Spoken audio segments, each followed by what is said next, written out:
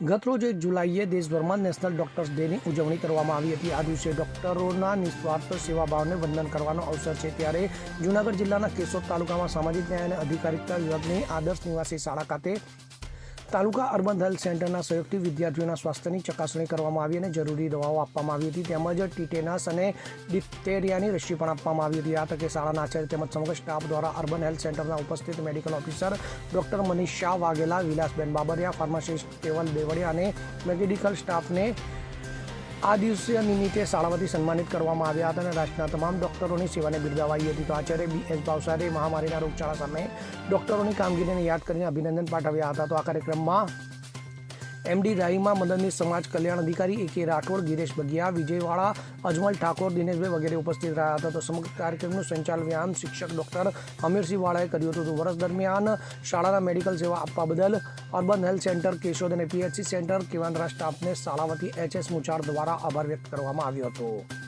અને રુચિ બાબરિયા સાથે CN24 news Keshod. હવે જુઓ દેશ દુનિયાની તમામ ખબરો તમારી આંગળીના ટેરવે। ઉઠાવો મોબાઈલ અને Google Play Store પરથી ડાઉનલોડ કરો અમારી CN24 ન્યૂઝ મોબાઈલ એપ।